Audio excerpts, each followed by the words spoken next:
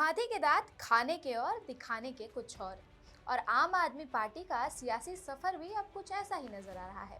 दिल्ली में प्रेस की आज़ादी पर सरकार को घेरना, सोशल मीडिया अकाउंट बंद होने पर लोकतंत्र पर हमला बताना और अभिव्यक्ति की स्वतंत्रता की दुहाई देना, लेकिन पंजाब में सत्ता मिलते ही आलोचक पत्रकारों पर कॉपीराइट और पुलिस कार्रवाई के आरोप लगना, आखिर ये कैसा दोहरा रवैया है?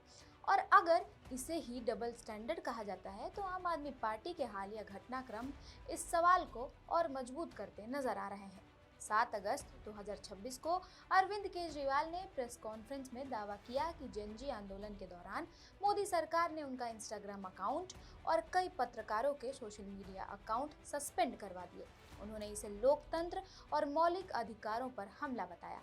यानी संदेश बिल्कुल साफ था, सोशल मीडिया पर किसी की आवाज रोकना अभिव्यक्ति की आज़ादी के खिलाफ है। लेकिन अब यही सवाल पंजाब से उठ रहा है। पंजाब में आम आदमी पार्टी की सरकार है और कुछ मीडिया रिपोर्ट्स में आरोप लगाया गया है कि वहां सरकार और पार्टी के आलोचक माने जाने वाले कुछ डिजिटल पत्रकारों के फेसबुक पेज कॉपीराइट शिकायतों के बाद हट गए। यानी दिल्ली में जिस कार्रवाई को लोकतंत्र के लिए खतरा बताया गया, पंजाब में वैसी ही कार्रवाई के आरोप आम आदमी पार्टी पर ही लग रहे हैं। अक्सर नेता नीति और नियमों की बात करते हैं, कानून और लोकतंत्र की दुहाई देते हैं, लेकिन कई बार सवाल ये उठता है कि इन नीति नियमों के पीछे उनकी नीयत क्या है। आम आदमी पार्टी को लेकर सामने आया ये विवाद भी इसी सवाल को जन्म देता है। दिल्ली में प्रेस की आज़ादी की बात और अब पंजाब में पत्रकारों पर कार्रवाई के आरोप। तो फिर नीति क्या है, नियम क्या है और नीयत क्या है? नमस्कार, आप देख रहे हैं राष्ट्रवाणी और मैं हूं आपके साथ शालिनी सिंह। दरअसल कहानी पंजाब के उन छोटे शहरों से शुरू होती है जहां 2020-21 के किसान आंदोलन के दौरान कई स्थानीय पत्रकारों ने फेसबुक और यूट्यूब पर अपने डिजिटल न्यूज़ प्लेटफॉर्म खड़े किए। धीरे धीरे इन प्लेटफॉर्म्स ने बड़ी ऑडियंस बना ली। कुछ डिजिटल प्लेटफॉर्म्स जैसे नाम सामने आते हैं। कुछ 5 प्लेटफॉर्म के कुल फॉलोअर्स करीब 30 लाख बताए गए हैं। इन पत्रकारों की रिपोर्ट में पंजाब सरकार और मुख्यमंत्री भगवंत मान की नीतियों पर सवाल भी उठते रहे हैं। कुछ मीडिया रिपोर्ट्स के मुताबिक अक्टूबर 2025 के बाद इन प्लेटफॉर्म्स के खिलाफ कॉपीराइट शिकायतों का सिलसिला शुरू हुआ। जनवरी से अप्रैल 2026 के बीच करीब 48 पोस्ट और वीडियो पर फेसबुक को शिकायतें भेजे जाने की बात सामने आई। इसके बाद 5 पेज हट गए। अब विवाद का केंद्र बना कंटेंट। पत्रकारों ने खबरों में भगवंत मान की तस्वीरें, पंजाब विधानसभा की तस्वीरें और सार्वजनिक कार्यक्रमों की विजुअल सामग्री का इस्तेमाल किया था। कुछ मीडिया रिपोर्ट्स के मुताबिक इन तस्वीरों और वीडियो पर आम आदमी पार्टी की तरफ से कॉपीराइट दावे किए गए। मामला तब और चौंकाने वाला बताया गया जब एक पत्रकार ने श्री अकाल तख्त साहिब की प्रेस रिलीज शेयर की। इस रिलीज में मुख्यमंत्री के दौरे से जुड़ी जानकारी थी। कुछ मीडिया रिपोर्ट्स के अनुसार इस सामग्री पर भी कॉपीराइट क्लेम किया गया। यहाँ तक कि भगवंत मान और अरविंद केजरीवाल की एआई से बनाई गई तस्वीरों को लेकर भी बौद्धिक संपदा का दावा किए जाने की बात सामने आई है।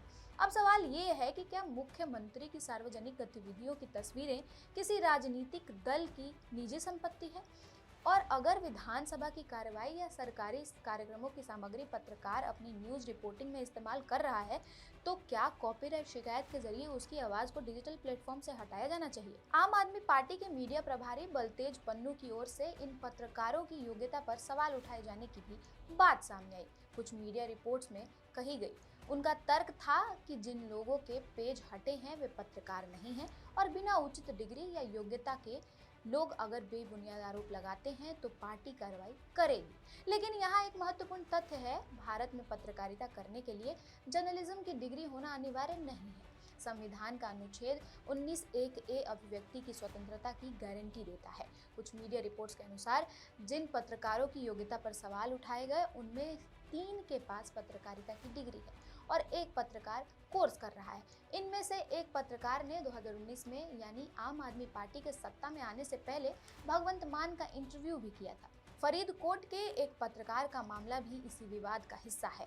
उनके 2 पेजों पर 14 लाख से ज़्यादा फॉलोअर्स होने का दावा है और कुछ मीडिया रिपोर्ट्स के मुताबिक उन पर 20 से ज़्यादा कॉपीराइट स्ट्राइक लगाई गई हैं। सितंबर 2025 में उन्होंने पंजाब विधानसभा के अंदर आम आदमी पार्टी विधायकों के प्रदर्शन का वीडियो पोस्ट किया था, जिस पर भी कॉपीराइट दावा किए जाने की बात सामने आई।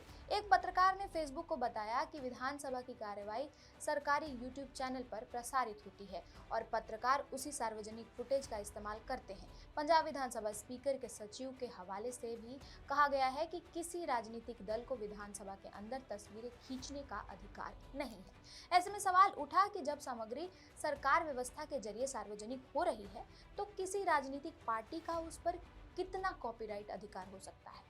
और जब मामला सिर्फ कॉपीराइट तक नहीं रुका, तब साइबर कार्रवाई का आरोप भी सामने आया। कुछ मीडिया रिपोर्ट्स के अनुसार एक पत्रकार के पेज पर साइबर क्राइम यूनिट ने आईटी एक्ट की धारा 79(3)(b के तहत नोटिस भेजकर 8 वीडियो हटवाए। ये वीडियो भटिंडा में किसानों पर कथित लाठीचार्ज से जुड़े थे। मार्च 2026 में एडीजी साइबर क्राइम की ओर से फेसबुक को लिखे पत्र में इन वीडियो को भटिंडा की एसएसपी ज्योति यादव को निशाना बनाने वाला बताया गया।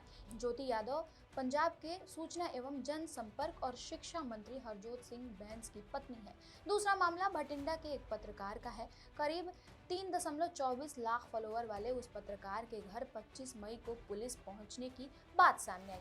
मामला उनके एक वीडियो से जुड़ा था, जिसमें उन्होंने दावा किया था कि आम आदमी पार्टी आगामी चुनाव में 32 विधायकों के टिकट काट सकती है। कुछ मीडिया रिपोर्ट्स के मुताबिक इस वीडियो को लेकर 6 जिलों में शिकायतें दर्ज हुई और उस पर राष्ट्र विरोधी तथा शांति भंग करने जैसे आरोप लगाए गए। इसके बाद उस पत्रकार को हाईकोर्ट का रुख करना पड़ा। इन सब का असर पत्रकारों की रोजी रोटी पर भी पड़ा। छोटे डिजिटल फॉलोअर्स की कमाई का बड़ा हिस्सा फेसबुक और यूट्यूब से आता है। पेज हटने का मतलब फॉलोअर्स और पहुंच का नुकसान तो है ही, साथ में विज्ञापन और कमाई पर भी सीधा असर पड़ता है। लेकिन इससे बड़ा नुकसान उस डर का है जो पत्रकारिता के माहौल में पैदा होता है। एक पत्रकार जिनके एक पेज पर करीब 66,000 फॉलोअर्स बताए गए हैं, उन्होंने अपने दूसरे पेज को बचाने के लिए मुख्यमंत्री का चेहरा वीडियो में दिखाना तक बंद करने की बात कही। उनका कहना था कि जैसे 1975 की इमरजेंसी के दौरान अखबारों ने सेंसरशिप के विरोध में संपादकीय खाली छोड़े थे, वैसे ही अब पत्रकार विजुअल बदलने को मजबूर हैं। कुछ पत्रकार भगवंत मान और दूसरे नेताओं के चेहरों को ब्लैक आउट करने या एआई स्केच का इस्तेमाल करने की बात कर रहे हैं। लेकिन पंजाब में पत्रकारों और सरकार के बीच टकराव का ये कोई पहला मामला नहीं है। मई 2023 में एक न्यूज चैनल की एक पत्रकार को लुधियाना में अरविंद केजरीवाल के कथित शीश महल विवाद की रिपोर्टिंग के दौरान गिरफ्तार किया गया था। उन पर SC/ST एक्ट समेत गंभीर धाराएं लगाई गई थी। बाद में हाईकोर्ट ने उन्हें जमानत दी और पुलिस की कार्रवाई को दुर्भाग्यपूर्ण बताया। सरकारी विज्ञापनों को लेकर भी पंजाब सरकार पर सवाल उठते रहे हैं। कुछ अखबारों ने सरकार की नीतियों पर सवाल उठाए तो सरकारी विज्ञापनों को लेकर विवाद सामने आया। विपक्षी दलों और चंडीगढ़ प्रेस क्लब की ओर से इसे प्रेस स्वतंत्रता से जोड़कर सवाल उठाए गए। दिसंबर 2025 में भगवंत मान के जापान दौरे के दौरान हेलीकॉप्टर के कथित इस्तेमाल से जुड़ी रिपोर्ट पर 3 पत्रकारों और एक RTI कार्यकर्ता के खिलाफ FIR दर्ज होने की भी बात सामने आई। बाद में हाईकोर्ट ने कार्रवाई पर रोक लगा दी। अब जरा कानून की बात भी कर लेते हैं। कॉपीराइट एक्ट 1957 की धारा 52 में कुछ परिस्थितियों में समाचार, रिपोर्टिंग, आलोचना और अन्य वैध उपयोगों के लिए अपवाद मौजूद है, यानी एक्सेप्शन मौजूद है। हालांकि किसी खास तस्वीर या वीडियो का इस्तेमाल कानूनी रूप से सही था या नहीं, ये उसके इस्तेमाल और परिस्थितियों पर निर्भर करता है।